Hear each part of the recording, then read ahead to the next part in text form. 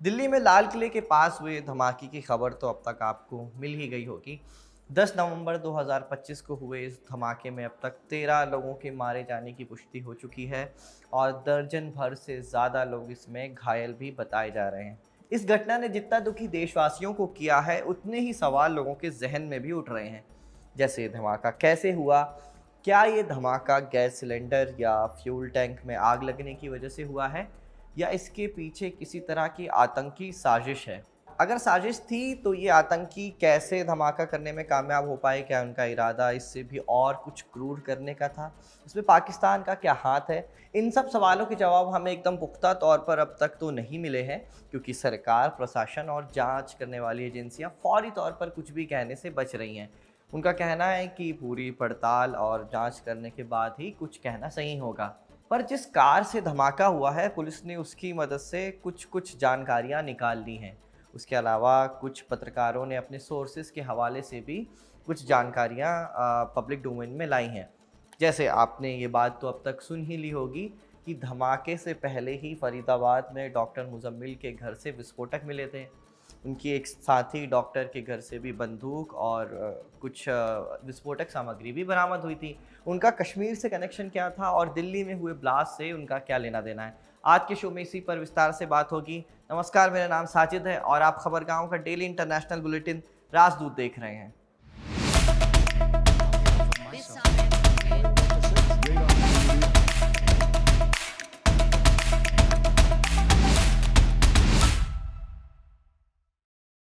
10 नवंबर को जब ब्लास्ट हुआ, तब सबसे पहली आशंका किसी आतंकी घटना की ही थी। ये सवाल इसलिए भी पूछा जाना ज़रूरी था क्योंकि आतंकी साजिश इससे भी बढ़कर हो सकती थी और क्रूर हो सकती थी। यानी हो सकता था कि आतंकियों ने इससे भी और बहुत ज़्यादा क्रूर कुछ प्लान किया हो। इसलिए पुलिस और एजेंसियों ने इसी बात का पता सबसे पहले लगाया। प्रथम दृष्टया ये समझ आया कि धमाका आरडीएक्स जैसे खतरनाक पदार्थ से शायद ही हुआ हो, क्योंकि ऐसे धमाकों में अक्सर ज़मीन में गड्ढा बन जाता है। लेकिन इस धमाके में ऐसा कुछ हुआ नहीं। फिर एक बात ये भी कही गई कि धमाके के बाद जो लोग मारे गए हैं या घायल हुए हैं, वो उस तरह नहीं जले हैं जैसे एक बम धमाके में जलते हैं। पर इन आशंकाओं को खारिज करने के लिए भी दो तथ्य तुरंत हाजिर कर दिए गए थे। पहला ये कि ज़रूरी नहीं कि धमाके एक प्रोफेशनल बम से ही किया गया हो जिसमें आरडीएक्स ही लगा हो सकता है कि आतंकियों ने जुगाड़ू रूप से कुछ तोड़ मड़ोड़ कर कोई बम बना लिया हो और उसमें आरडीएक्स की जगह दूसरा कोई विस्फोटक लगा दिया हो।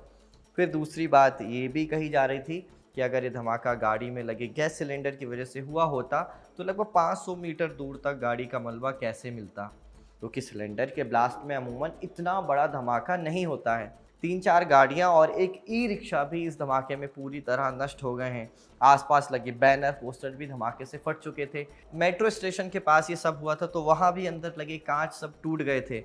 ऐसी तबाही गैस सिलेंडर फटने पर अमूमन नहीं देखी जाती है।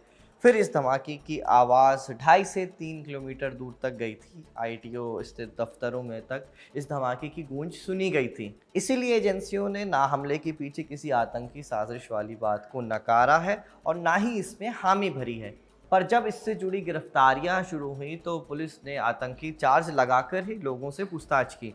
यूएपीए जैसी धाराएं लगाकर गिरफ्तारियां हुई हैं।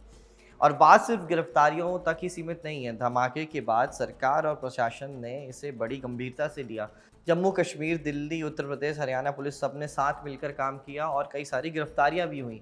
फिर दिल्ली पुलिस की special cell, national security guard NSG और फॉरेंसिक साइंस लेबोरेटरी एफएसएल के अधिकारी घटनास्थल पर पहुंचे। एनआईए के अधिकारी भी रात को वहां पहुंच गए थे। गृह मंत्री अमित शाह ने भी उस जगह का दौरा किया। प्रधानमंत्री मोदी तक सभी बातें डायरेक्ट की गई और उन तक भी पूरी अपडेट पहुंचाई गई।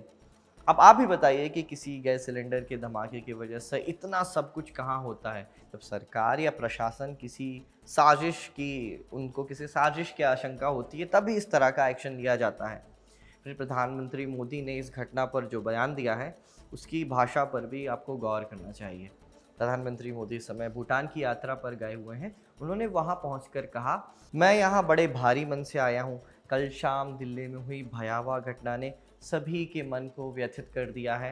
इसके पीछे के षड्यंत्रकारियों को बख्शा नहीं जाएगा। पूरा देश पीड़ितों के साथ खड़ा है। यानी यहाँ भी प्रधानमंत्री ने साजिशकर्ताओं से बदला लेने की बात तो कह ही दी है। फिर आप 10 नवंबर के धमाके के पहले हुई कुछ गिरफ्तारियों पर भी नज़र डालें तो ये शक मज़ीद और गहरा जाएगा और मजबूत होगा। देश भर में ऐसी गिरफ्तारियां हुई हैं जहां विस्फोटक और ख़तरनाक हथियार लोगों से बरामद किए गए हैं। आप नोट करते जाइए। सबसे पहली गिरफ्तारी करीब 10 दिन पहले हुई 30 अक्टूबर को। फरीदाबाद से डॉक्टर मुजम्मिल शकील को गिरफ्तार किया गया। ये पेशे से डॉक्टर था। उसके पास करीब 350 किलो विस्फोटक और दूसरे हथियार मिले हैं।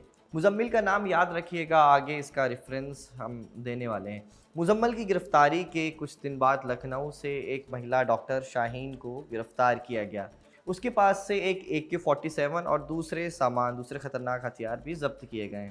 उसी दिन उत्तर प्रदेश में कुछ और जगहों पर इससे जुड़ी गिरफ्तारियां हुई। फिर आई 10 नवंबर 2025 की तारीख, जब लाल किले के पास धमाका हुआ तो कहा गया कि उस समय गाड़ी एक उमर नाम के एक शख्स चला रहा था। ये आदमी भी पेशे से डॉक्टर बताया गया। पुलिस सोर्सेस का कहना है कि प्लान कुछ और बड़ा हो सकता था, लेकिन अब चूंकि फरीदाबाद, लखनऊ से गिरफ्तारियां हो गई तो उसने पैनिक में आकर ये बम ब्लास्ट कर दिया और ये ब्लास्ट हुआ। लेकिन याद रखिए कि ये भी अभी एक तरह का कयास, ये सरकार या प्रशासन ने कोई आधिकारिक तौर पर कोई बयान नहीं दिया है।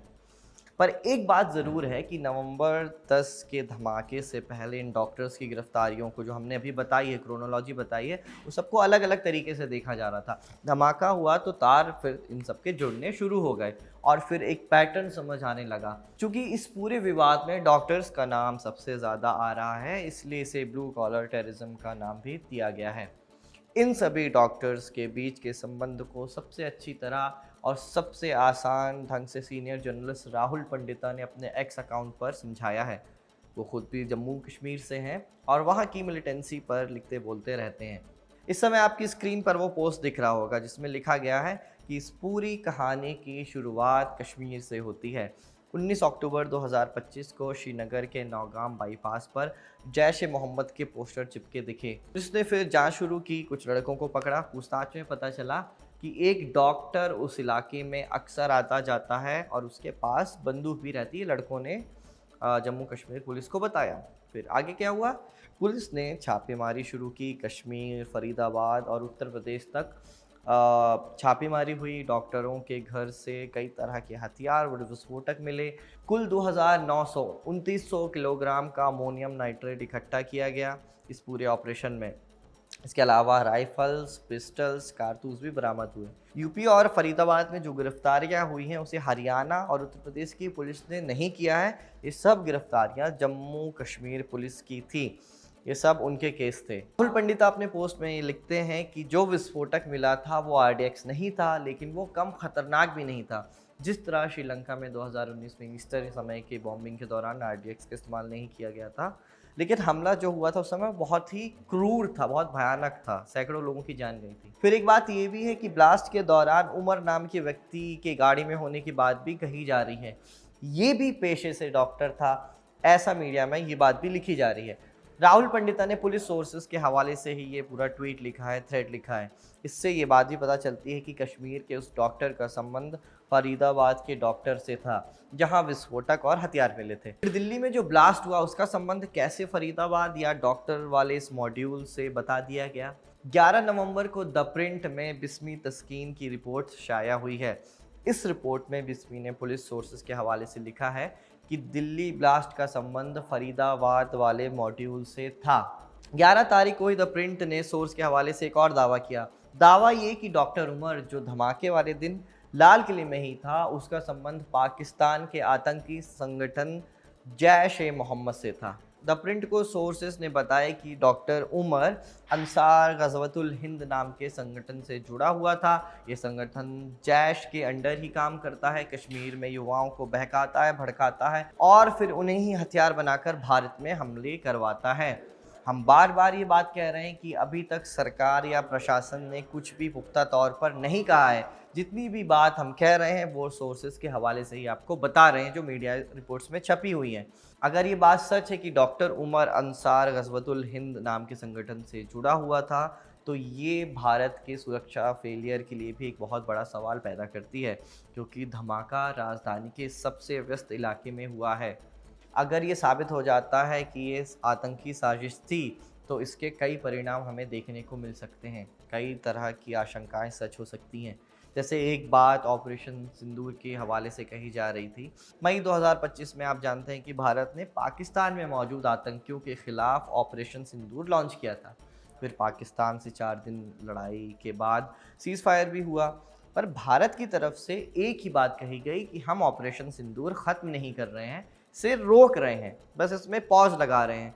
अगर पाकिस्तान की तरफ से आतंकी हमले होते हैं तो ऑपरेशन सिंदूर फिर शुरू किया जाएगा, उसे रिज्यूम कर दिया जाएगा। भारत सरकार ने ये बात कही है कि अगर हमारी धरती पर हमला हुआ तो हम उसे एक एक्ट ऑफ वॉर की तरह समझेंगे। अब जब दिल्ली हमले में शामिल व्यक्ति का संबंध गज़वतुल हिंद और जैश से बताया ही जा रहा है, तो इस बात की एक बार फिर आशंका बढ़ जाती है कि भारत और पाकिस्तान की लड़ाई हो सकती है। पाकिस्तान हमेशा आतंकी हमलों से अपने आप को अलग करता रहा है, लेकिन ये बात दुनिया जानती है कि जैश और लश्कर जैसे संगठनों से पाकिस्तान की सेना के संबंध हैं। पाक फौज उन्हें प्रॉक्सीज की तरह भारत के खिलाफ इस्तेमाल करती है और ये बात एक ओपन सीक्रेट की तरह हो चुकी है, सभी जानते हैं ये बात। हाफिज सईद पाकिस्तान में खुला घूमता है, चुनाव लड़ता है, उसका बेटा भी पार्टी बनाता है। पाकिस्तान के चुनाव आयोग में बाकायदा इसकी मुहर लगती है, रजिस्ट्रेशन होता है, लेकिन सरकार कुछ नहीं करती क्योंकि सेना का पूरा संरक्षण वहाँ के आतंकियों को दिया जाता है, मिला हुआ होता है। ऑपरेशन सिंदूर के समय भी यही बात बोली गई थी। पाकिस्तान ने पहलगाम हमले की निंदा की थी, लेकिन असल में आतंकी तो उसकी ज़मीन में ही छुपे हुए थे, इसलिए भारत ने उनके ठिकाने पर हमले किए। फिर 4 दिन के बाद कॉन्फ्लिक्ट ख़त्म हो गया। दिल्ली धमाके में फिर से एक बार पाकिस्तान का नाम आ रहा है, तो पूरे अंतर्राष्ट्रीय जगत में एक नई बेचैनी है। अगर ये बात भारत सरकार मान लेती है और इसका ऐलान कर देती है, तो एक बार फिर पाकिस्तान के आतंकियों पर हमले की कार्रवाई देखने को मिल सकती है। पर इस बार भारत और पाकिस्तान दोनों के सामने कुछ चुनौतियां होंगी। जैसे पाकिस्तान इस समय अफ़गानिस्तान के साथ भी लड़ाई में उलझा हुआ है। तुर्की में चल रही सीज़ फायर टॉक्स पहले ही फेल हो चुकी हैं। ऊपर से टीटीपी और बलोच लड़ाकों से पाक फौज अलग मोर्चे पर लड़ ही रही है। वहीं भारत के लिए भी डोनाल्ड ट्रंप मुश्किल खड़ी कर सकते हैं। पाकिस्तान उन्हें नोबेल पीस प्राइज़ के लिए नॉमिनेट कर ही चुका है। वो उन्हें भारत पाकिस्तान की लड़ाई रुकवाने का क्रेडिट देता आया है शुरुआत से ही। हमने ये क्रेडिट ट्रंप को नहीं दिया है। अगर भारत और पाकिस्तान में फिर लड़ाई हुई तो ट्रंप इस बार पब्लिकली सब कुछ कर सकते हैं। अगर वो टीवी में लाइव आकर भारत और पाकिस्तान के प्रधानमंत्रियों को कॉल कर दें तो किसी को चौंकना नहीं चाहिए। वो सन की आदमी है, ऐसा कर भी सकते हैं। कई बार वो इस तरह की बात दोहरा भी चुकी हैं कि मैंने भारत और पाकिस्तान पर टैरिफ लगाने का डर दिखाया, दोनों को टैरिफ का डर दिखाया, इसलिए जंग रुकी है। यानी दोनों देशों के सामने इस बार कुछ चुनौतियाँ हैं। पाकिस्तान के साथ अफगानिस्तान टीटीपी और बलोच लड़ाकों की, और भारत के सामने डोनाल्ड ट्रंप की। एक बात ये भी है कि वहाँ पाकिस्तान में आसिम मुनीर ने अपनी ताकत बढ़ाने का पूरा बंदोबस्त कर भी लिया है। पाकिस्तान के संविधान में संशोधन की जो बात है वो राजदूत के एक एपिसोड में हम आपको बता ही चुके हैं। यानी लगता है कि मुनीर ने इस तरह की आशंका पहले से ही भांप ली थी, इसलिए उन्होंने इसकी तैयारी कर ली थी। अगर 10 नवंबर के धमाके में सीधा नाम पाकिस्तान का आ भी जाता है तो हमें चौंकना नहीं चाहिए। मुनीर की अमेरिका में दी गई वो स्पीच आपको याद ही होगी, जिसमें उन्होंने भारत और पाकिस्तान के लोगों को 2 अलग कौमें बता दिया था। कहा था कि दोनों एक दूसरे के साथ रहने के लिए नहीं बने हैं। सोचिए, जिस शख्स के अंदर इतनी नफरत भरी हुई हो, वो इस तरह के हमले करने या करवाने में क्या ही गुरेज करेगा। आपकी इस विषय पर क्या राय है, हमें कमेंट कर ज़रूर बताएं। आपके लिए शो रिकॉर्ड किया था हमारे साथी सर्वेश ने। मेरा नाम है साजिद। देखते रहिए खबरगांव।